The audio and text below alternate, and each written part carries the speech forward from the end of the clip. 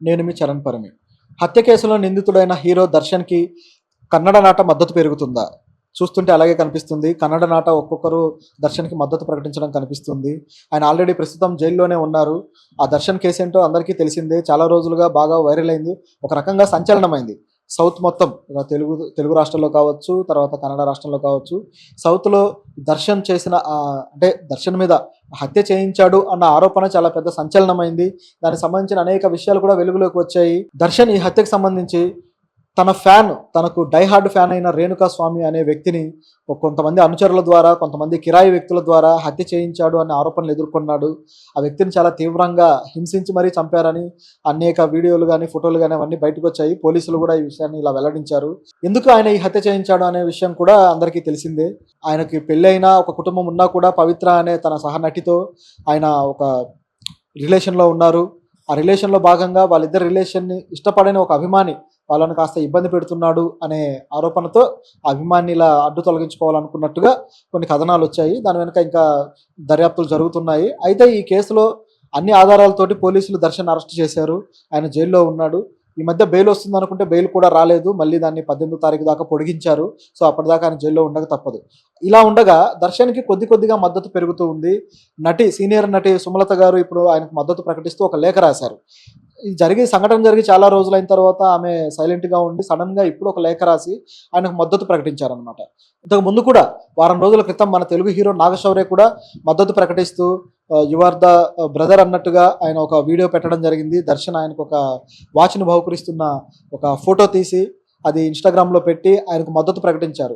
ఈ విషయంలో తెలుగునాట కొంతమంది నెటిజన్లు నాగశౌర్యని బాగా విమర్శించారు. "నీకెందుకు గాలికి పోయేదాన్ని పూసుకుంటున్నావు, అనవసరం నీకిది" అని చెప్పేసి ఏవో వ్యాఖ్యలు చేశారు. కానీ నిజానిజాలు తేలాల్సి ఉంది. కాబట్టి వాళ్ళ మధ్య అనుబంధం ఏంటి, నిజంగా దర్శన్ తప్పు చేశాడని నమ్మేవాళ్ళు నమ్మొచ్చు, నమ్మని వాళ్ళు నమ్మరు. సో, ఆ నమ్మని వ్యక్తులు ఖచ్చితంగా మద్దతు తెలుపుతారు. ఇంకా ఆయన నిందితుడే కానీ ఆయన నేరస్తుడు కాదు. కోర్టులో ఇంకా తీర్పు రావాల్సి ఉంది గదా! ఇంకా చాలా దర్యాప్తులు జరగాల్సి ఉంది. ఇంకా చాలా విచారణ జరగాల్సి ఉంది. సో, అప్పటి వరకు నిందితుడు నిందితుడే. ఇదే విషయాన్ని సుమలత గారు గూడా అన్నారు తన లేఖలో. ఆమె ఏమన్నారంటే, "దర్శన్ నాకు దాదాపు 25 ఏళ్లుగా తెలుసు. ఆయన హీరో కాకముందు నుంచి కూడా నాకు తెలుసు. మా కుటుంబంతో వాళ్ళకు చాలా అనుబంధం ఉంది. నా పెద్ద కొడుకు లాంటివాడు ఈ దర్శన్. ఆయన ఇలాంటి తప్పు చేశాడు, ఇలాంటి ఘోరమైన పని చేశాడు అంటే నేను నమ్మను" అంటూ ఆమె వ్యాఖ్యానించడం జరిగింది ఆ లేఖలో. సో, దర్శన్‌కి ఆమెకి ఎంత అనుబంధం ఉంది, ఒక తల్లి లాంటి వ్యక్తిగా ఆయన్ని ఎలా చూస్తుంది అనేది మనకి ఈ లేఖలో కనిపిస్తుంది. దర్శన్ ఏ తప్పు చేయలేదని ఆమె బలంగా నమ్ముతున్నారు. ఆయన కేవలం నిందితుడు మాత్రమే. ఆయన తప్పు చేసిన వ్యక్తిగా సోషల్ మీడియా క్రియేట్ చేయడం, సోషల్ మీడియాని తీర్పులు, జడ్జిమెంట్లు పాస్ చేయడం ఆమె అసహనం వ్యక్తం చేశారు.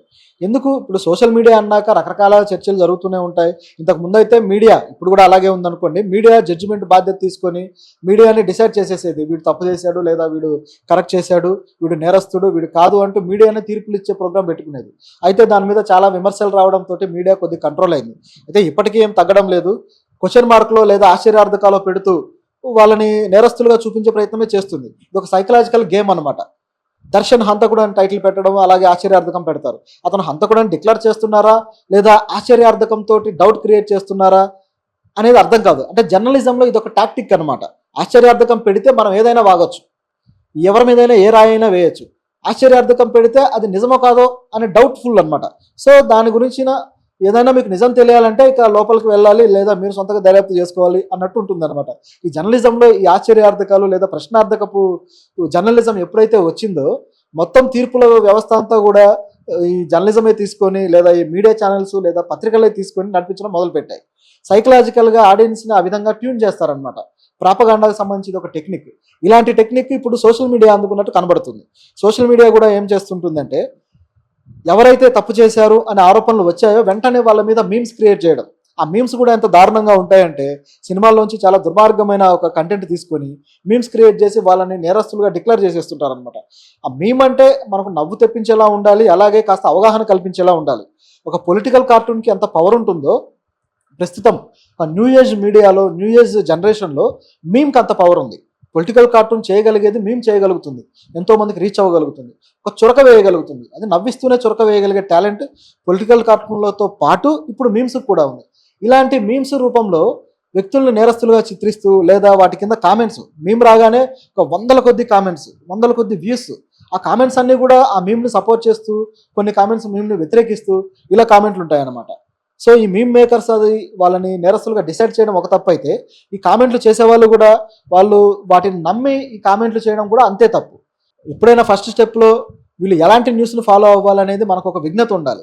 అప్పుడే మనకు నేరస్తులు ఎవరు కాదు అనే విషయాల పట్ల మనం కూడా ఏ స్టాండ్ తీసుకోకుండా జడ్జిమెంటల్‌గా లేకుండా నిలబడగలుగుతాం. ఇదే విషయాన్ని సుమలత గారు చాలా ఘాటుగా చెప్పారనమాట. మరి సోషల్ మీడియా ఈ విషయంలో మారుతుందా లేదా చూడాలి. అయితే దర్శన్ కూడా ఈ విషయంలో చాలా అసహనానికి గురయ్యారు. ఆయన కుటుంబాన్ని కలుసుకొని చాలా తన బాధను కూడా వ్యక్తపరిచారు. అయితే ఈ విషయంలో సుమలత గారు ఇంత లేట్‌గా రియాక్ట్ అవ్వడం వెనుక ఏముండొచ్చు? ఆవిడ ఆల్రెడీ రాజకీయాల్లో ఉన్నారు. సో, ఆమెకు కొంత ఇన్‌ఫ్లూయెన్స్ ఉంది. ఆమె రియాక్షన్ ద్వారా, ఆమె మద్దతు ద్వారా మరికొంతమంది ఎవరైతే ఆయనకు సపోర్ట్ చేస్తూ ఉండి బయటికి రాని వాళ్ళు ఉన్నారో, ఎందుకంటే ఇప్పుడు ఆయన తప్పు చేయలేదని నమ్మేవాళ్ళు ఎంతోమంది ఉంటారు. ఆయన సహచరులు చాలామంది ఉన్నారు కాబట్టి వీళ్ళు ఆయనకు మద్దతు తెలపాలని ఉన్న బయట సోషల్ మీడియాలో ఉన్న వ్యతిరేకత వల్ల, దీనివల్ల మద్దతు తెలపలేక ఆగిపోయే పరిస్థితి కూడా ఉంది. సో, అలాంటి వాళ్ళని బయటకు తీసుకొచ్చి, అలాంటి వాళ్ళు ఒక మద్దతు క్రియేట్ చేసి అతని తరపున ఒక పాజిటివిటీ డెవలప్ చేయాలని చెప్పి ఆమె ఏమైనా భావించి ఉండొచ్చు. ఇది ఒక స్ట్రాటజీగా కూడా మనం చూడొచ్చు. ఒకవేళ పాజిటివిటీ కానీ క్రియేట్ అయితే ఇప్పటిదాకా ఉన్న సినారియో మొత్తం మారిపోతుంది. పాజిటివిటీ క్రియేట్ అయితే మొదట జరిగేది ఏంటంటే, రాజకీయ పరంగా కూడా ఒక ప్రాబల్యం ఏదైతే ఆమె సుమలత గారికి ఆ ప్రాబల్యం ఉందో, ఆమె ఇన్‌ఫ్లూయెన్స్ ఉందో అది కూడా ఉపయోగపడే అవకాశం కూడా లేకపోలేదు. ఎందుకంటే కర్ణాటకలో ఇప్పుడు చూస్తున్నాం బీజేపీ ఆమె బలమైన పార్టీగానే ఉంది. సో, అవకాశం ఉంటే కాంగ్రెస్ పార్టీ ఉన్నా సరే ఈ బీజేపీ బలమైన పార్టీగా ఉంది. ఆమె ఇన్‌ఫ్లూయెన్స్ అక్కడ పనిచేసే అవకాశం ఉంది సెంట్రల్ గవర్నమెంట్‌లో కూడా. సో, ఏమైనా కేసుల విషయంలో కాస్త వెసులుబాటు తీసుకునే ఛాన్స్ ఉండొచ్చేమో చెప్పలేం. మరి చూద్దాం ఇంకా ఎంతమంది బయటకొస్తారు, కన్నడ నాట ఎంతమంది దర్శన్‌కి సపోర్ట్ చేస్తారు అని తెలియాల్సి ఉంది. ఒకవేళ ఆయన చేసింది నిజంగా తప్పైతే మాత్రం ఆయన కఠిన శిక్ష పడాల్సిందే. ఎందుకంటే ఎంత పెద్ద వ్యక్తి అయినా సరే చట్టం ముందు ఒకటే. చట్టానికి రాజు పేదతో తేడా లేదు. ఎవరైనా ఒకటే కాబట్టి శిక్ష వేసినప్పుడే మన దేశంలో జ్యుడిషియరీ సరిగ్గా ఉన్నట్టు. అలా లేదు అంటే మాత్రం ఇక సామాన్యుడికి న్యాయం జరగదు. అన్యాయంగా ఒక వ్యక్తి బలయ్యాడు, అన్యాయంగా చనిపోయాడు అంటే సామాన్యులు ఈ విషయం గురించి ఆలోచించాల్సిన అవసరం ఎంతైనా ఉంది. అలాగే గతంలో కూడా ఇప్పుడు సుమలత గారు ఇది ప్రకటించక ముందు కూడా సుదీప్, స్టార్ హీరో సుదీప్‌ను కూడా ఈ విషయం మీద అడిగితే మీడియా వాళ్ళు, ఆయన తప్పు చేసిన వాళ్ళకి శిక్ష పడాలి, అలా పడితేనే అది సరైన న్యాయం అని చెప్పి ఆయన కూడా మాట్లాడడం జరిగింది. కన్నడ నాట సినిమా ఇండస్ట్రీకి మంచి జరగాలి. సో, ఆయన ఏ తప్పు చేయకపోతే ఏ ప్రాబ్లం లేదు, చేసిన వాళ్ళకి మాత్రం శిక్ష పడాలి అంటూ ఆయన వ్యాఖ్యానించడం కూడా హర్షించాల్సిన విషయం. ఎందుకంటే జడ్జిమెంటల్ స్టాండ్ తీసుకోకుండా ఆయన మాట్లాడారు. నిజానికి దర్శన్ చాలా పెద్ద హీరో, సుదీప్‌కి గట్టి పోటీ ఇచ్చిన హీరో. సుదీప్ ఎంత పెద్ద మాస్ స్టారో దర్శన్ కూడా అంతే పెద్ద స్టార్. దర్శన్‌కు సంబంధించి ఆయన్ని డి బాస్ అని చెప్పి ఆయన అభిమానులంతా పిలుచుకుంటారు. ఇంత పెద్ద స్టార్ హీరో, తన పోటీ ఇచ్చే హీరో జైలు పాలైనప్పుడు ఆయన ఇంత బ్యాలెన్స్డ్‌గా మాట్లాడడం కూడా హర్షించాల్సిన విషయం. ఇకపోతే దర్శన్ అభిమానులు కూడా ఇప్పుడు ఎలా ఉన్నారంటే, ఇది కాస్త ఇబ్బందికరమైన విషయమే. అభిమానులు మరీ పిచ్చి అభిమానం పెట్టుకొని పిచ్చిగా ప్రవర్తించడం కూడా సరైంది కాదు. ఆయన జైలు పాలయ్యాడు, అంతా బాగానే ఉంది.